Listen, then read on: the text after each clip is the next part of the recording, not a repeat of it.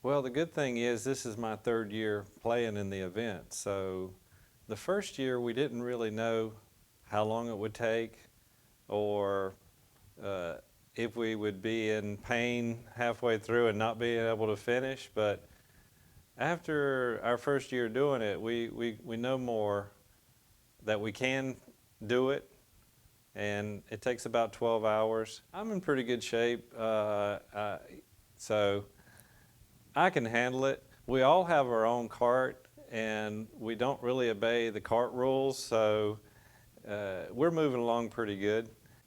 Doing this interview with you is way tougher than playing 100 holes. If I'm not mistaken, I'm the only person that's made a hole in one, and I made it last year at Sandpiper. I challenged the other guys to make a hole in one. Well, I love that we're helping out these families, these military families that really need us. Um, I've been a PGA member for 25 years, and several years ago, the PGA really got behind the Folds of Honor, and at a lot of our seminars and our meetings, they would have guest speakers come in, and a lot of them were ladies that had lost their husband, and they would tell their story. And I said, I've got to be a part of this. And then 2 years ago, when Jimmy said that they were going to do 100 holes and raise money for Folds of Honor, I said, I'm in. So I know that what we're doing, our efforts are making a difference. I've heard the stories, and I know that these families need our help. So I'm thankful to be a part of it. Well, obviously 100 holes of golf is not, it's not something you would ever set out to do unless you were trying to make a statement. And I think that's what we wanted to do. I personally this year have started to work out a little bit, maybe run a few miles, do a few extra push-ups, knowing that the last 2 years I put my body through a lot of stress, particularly my shoulder, my back, legs. It's a big physical activity. The golf swing uses every muscle in your body, so you need to have it in tune, especially over the course of 12 hours. I got to say, there is a certain wall that you hit when you start playing. When you first get out of the gate, you're excited, you're happy. I think our first year we played our first 9 holes in 39 minutes. I mean, we flew. I think about somewhere after the second 18, you start to hit this wall that, hey, I'm a little hungry, or why am I doing this? I'm very tired. I want to go to sleep. And I think that's what gets you through that is what you're doing it for. And, you know, if we're just playing golf while people are out there getting shot at or checking roadside bombs or, you know, hunting down terrorists, you know, this is all we're doing. We're playing golf. So, you know what? Suck it up. Have a Gatorade. Take down a Snickers bar and get through it. And, you know, you look at all the guys around you, they're doing the same thing. And, you know, I feed off their energy, and hopefully they feed off my energy. And, you know, there's a couple times during the round we're all looking at each other thinking, how are we going to do this? But, you know, I remember saying last year, guys, let's remember what we're out here doing, because we're all kind of wearing down. You see the slouching. You know, this is what we're out here for. Let's do it for the families of the fallen. Well, that Folds of Honor basically provides assistance and scholarships to families of soldiers who are either killed or wounded in service to America. And, you know, it's the greatest calling there is for me as an American to support my country. And if I can support it by doing what I love to do, which is play golf, and help some of these families, I can't think of a better cause ever. Well, this year we initiated a minimum in order to get to be part of the 100-hole team. And we did $2,000 minimum raised per teammate, and in an effort to kind of push forward. What we've done over the past couple of years has been awesome, but we're trying to grow this thing each year, and that's a good way to get the thing started. I know personally, you know, as jobs change and get a little more sedentary, you tend to grow in the shirt sizes. So for 100 holes, about a month and a half ago, when we knew we were going to get cranking here, joined a gym. I'm one of the rats running the wheel on the treadmill, just trying to cut out whatever I can. So hopefully this will work out in the long run. The chiropractor and I have become good buddies, and I can still reach down and touch my toes.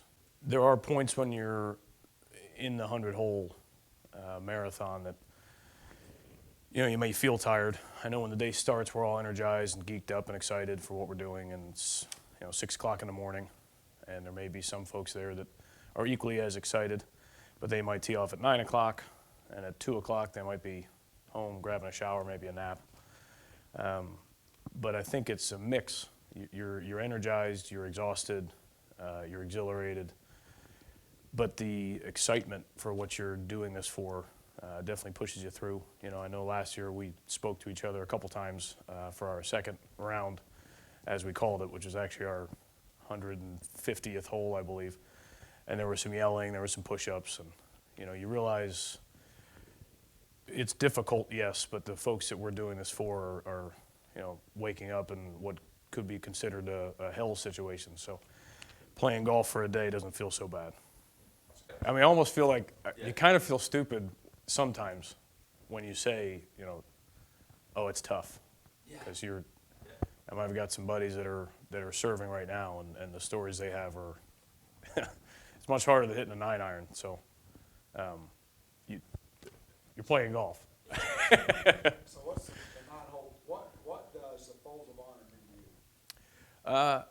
to you? When I first got into the PGA, different company a couple of years ago, this was kind of starting. This is the 10th year, and didn't really grasp it then as far as the impact you can have for the families of those that give up their ultimate sacrifice of their freedom here to defend ours worldwide.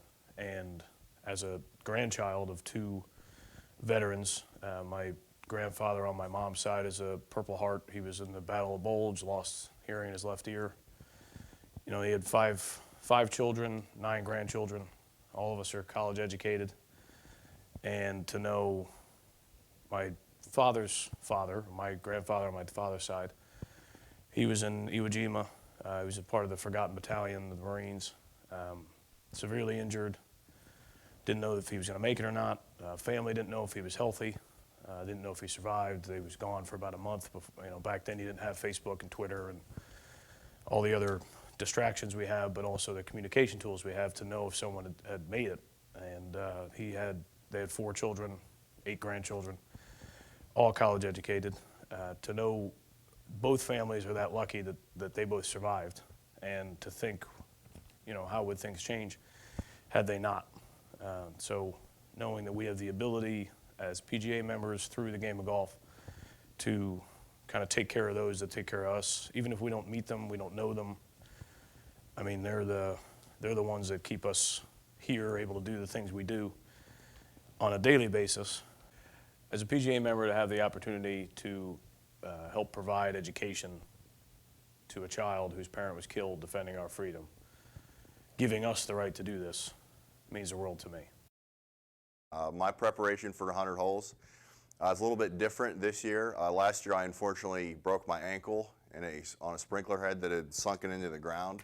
So this year I'm looking forward to playing 100 holes, but it's going to have to start off with about 6 ibuprofens. Got to regulate that as it goes. Bender I know needs Pepsi. I need Mountain Dew. So he can have his Pepsi. I will gladly drink as much Mountain Dew as I can. The other thing I got to have is I need to have Pandora out there. You've got to change the station a couple times, things like that, just to keep yourself going. To me, it's more of a mental challenge. So I'm trying to sleep as much as I can, take naps. I said it, I'm 34 years old, but I do need a nap every now and then. So I feel good when I get up. So I'm going to sleep as much as I can between now and then. We're probably going to hit a wall after about 3 rounds, which puts us between 54 and 63 holes. Either the putter's not working or everyone's just kind of slapping at the ball a bit. What really I've seen in the past that gets everybody going is somebody needs to make a putt, pull off a ridiculous shot. Maybe not quite as dramatic as making a hole-in-one like Jeff Davis, but we heard the roar a mile away last year, so somebody needs to hit an incredible shot to kind of get us going again, something of that nature. And then once you see the finish line, you really kind of sprint through instead of drag your butt across the line. I mean, I'm going to let my swing do the talking. I don't think anyone's broke 30 birdies yet, maybe Jeff Davis, because he played out of his mind last year. That was ridiculous, but congratulations to him. I'm trying to make 40 birdies maybe, but I mean, no one has a belt buckle like this. So right there, TNT. What it means to me to support the Folds of Honor is you watch PGA Tour golf every week and you hear about the millions of dollars that golf donates to charity more than any other professional sport. And this is kind of my way to give back personally and to see the effect that has on people. It can overtake you, and the fact that this is my chance as a PGA professional to do what I love, to give back to the sport I love, and to see how it trickles down to so many different people, how just playing 100 holes or getting a $100 donation can go a lot further, kind of a pay it forward on the golf course side to me. And, you know, this is something that will stick with me forever, and I urge everyone to support us as best you can, whether it's $1 or $100. I'm going to make a lot of birdies, so you're going to pay up on that end, but to touch so many lives through just the game of golf, and this is my chance to personally take that upon myself to do it.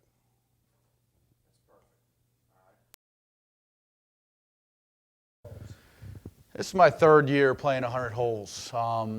I think I've figured out now, this is the first year that I've figured out what I need to do to get myself ready to get through all 100 holes. My training actually started last year after I finished the 100 holes that we played last year. And I realized I was going about this all the wrong way, and I haven't told anybody that I play with. But my goal, and what I've tried to do, I've set up an intense training regimen. Every time I've played since the last 100 holes, I've done my best to take as many shots each round I play as I can. No more 68s, 69s, 70s. Too easy. Does not get me ready to play 100 holes. I want to play 100 holes in top form. So what I've been doing is going out and shooting 80, 85, 90. Last week I shot 120, didn't break a sweat. These guys have no idea what's coming to them. They all think, let's go out and shoot 72, 68. Let's make 15 birdies. How many ever birdies you can make? No. That's not what's going to get you through 100 holes. Be ready to play it. Hit as many shots as you can. That's what I'm doing. They're not going to know what's going to hit them. I've been shooting these crazy high numbers, not making any birdies. We have all these little games. We're going to figure out who can make the most birdies. That's what it's all about to raise the money. But I haven't made any. They have nothing to fear about me. But I'm ready to go. I remember you always start to run out of juice. I'm going to have more juice than any of these guys going when I get to hole 52, 53, 54. I'm going to be ready to make birdies at that point. That's where I'm going to be. That's when my game is going to turn on. You know, 100 holes seems like a lot of holes to play and whatever, but you know what? When it comes down to it, and you get tired out there, and all the training I've done for the last couple of years, what it comes down to is we're really helping somebody who put his life on their line. We're helping their child go through college, get a scholarship to go better themselves. They put their parent put their life on their line. Maybe got killed in action, maybe wounded seriously, and we're helping to give them an opportunity to go to school and make their lives better. Freedom isn't free, but it means everything to me to be able to help someone that may not ever have a chance to go to college, go to school because of what we're doing here, just playing golf. And we need everybody's help, everybody that's involved here today to help us get through this, to raise the money to send these well-deserving kids to school. I know one of the big questions that everybody asks is how folks like us in peak physical condition get ready for these 100 holes. And I'm probably one of the senior members. Maybe Jeff Davis might have me, I'm not sure. Although I look the best of the group, and ladies and husbands, I'm sorry out there, it's just I was born with this gift, so I apologize. But my routine's not for everybody. And so I want to put that disclaimer out there ahead of time. A lot of guys are saying they work out on treadmills or they play a little extra golf or hit some balls. That's not the case. I mean, one of our youngest members last year, after playing 170 so holes, I'm not sure he's recovered yet enough to play this year, Mr. Biggs. But just so you know how I prepare, and it's a unique training regimen, and I've been doing this for most of my life, so it's worked out for me. But I always start my day with a Pepsi. And so for the 100 holes, I'll probably consume a couple liters of this. So feel free to donate any to me when you see me coming by. Gatorade's too healthy. If I do anything too healthy, my body tends to go into shock. So I start with a Pepsi, followed up immediately, and I do not condone smoking, but it works for me. But I make sure I have plenty of cigarettes for my routine or for my event. Again, this is my workout regimen. I don't recommend this, but this really helps. If you see something coming down the fairway that looks like a train off its tracks, it's probably just me smoking, chain smoking. So don't worry about it. It's getting me through the 100 holes. Followed immediately by the Breakfast of Champions, and you have to be very specific about the type of Pop-Tart that you use. But I go with the cherry frosted. That's an absolute must. I prefer to have them toasted, but obviously we can't carry a toaster out on the golf course with us, so I do just break them right out of the pack and eat them. You may see a few crumbs on the greens if you're playing behind us. Don't panic. It's just some leftover Pop-Tart crumbs. I'll get them the next time around. So this is an absolute must. Last but not least, and for a fellow that's at my age, and again, I know I look good for my age, but you always got to carry some Tylenol. You might want to try a leave. I prefer Tylenol. That's my brand and painkiller of choice. So those items right there actually really helped me get through the 100 holes. Last year it helped me get through almost 200. I felt, like 50 cents on the day after that. But you know what? While we were playing, this is what made the difference. So folks, that's my workout regimen and how I get ready for the 100 holes. Well, one of the questions I know that people ask is, how do we do this? And how do we get through it physically? And at some point during the day, you may get run down. You may feel that you need a boost. Again, the key is some of these guys will go for more Gatorade or Powerade. I don't want to favor one brand over another. They may do some stretching exercises. Some may have a therapist that comes out and stretches their back a little bit. Myself, I have none of those issues. So I always reach and make sure I carry extra. But when I hit the wall, I go back to my Pepsi, okay? This is the energy drink of winners and champions right here. So this is what I make sure I have plenty of in my cart, as well as my teammates that are participating. Usually they make sure that I have plenty of Pop-Tarts, Tylenol, Pepsi. So when I hit that wall and I feel like I just can't go anymore, I reach for another sugar fix, and it usually gets me through. But it's usually about the 27th hole where I start to feel it, and it'll last for about 18 holes, and then it all just starts to happen. And with my swing, some of you may witness it, some of you may not. It's like an old Buick. Once I get the 8 cylinders going, which it starts off backfiring, and usually I only fire 3 or 4 early in the morning at 6 a.m. when we start off. But once all 8 cylinders start firing, this golf swing is just, it runs like an old 74 Buick, and some of you folks know what I'm talking about. Well, we at times try to rib each other to try to motivate each other.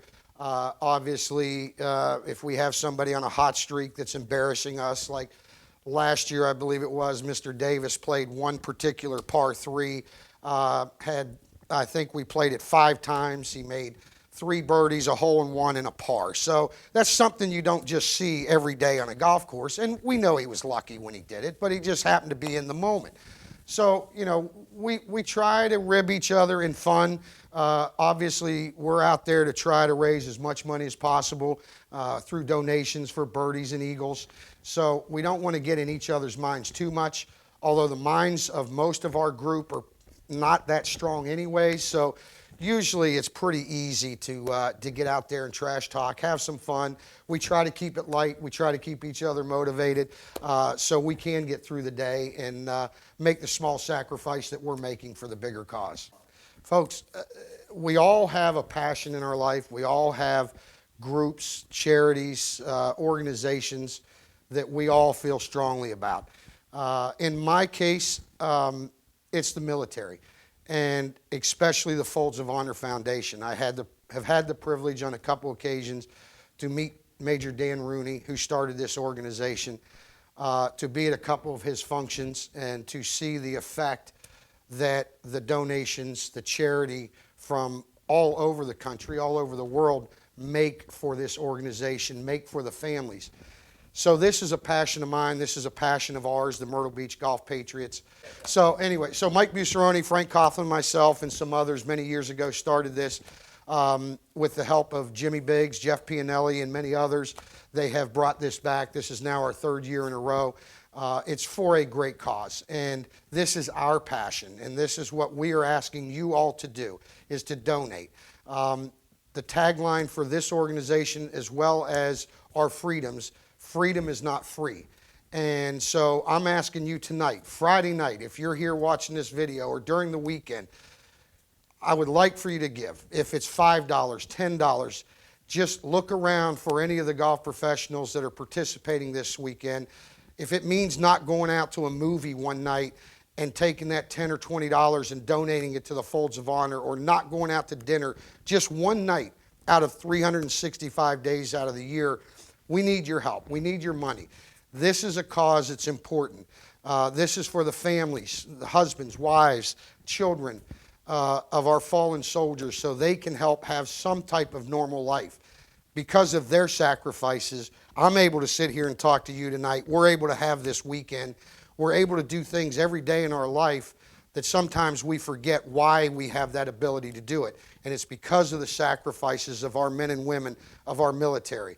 So tonight, when you're walking around, just think about that. All I'm asking you to do, just take one night and not go out to dinner, not go to a movie, not, go to the mall and buy something you really don't need, and donate that $5, $10, $20, whatever, $1, 50 cents to our organization this weekend. Let's help bring this home. And I'm pledging tonight, and I'm going to take $20 out of my pocket, and I'm going to hand it over to Jimmy Biggs.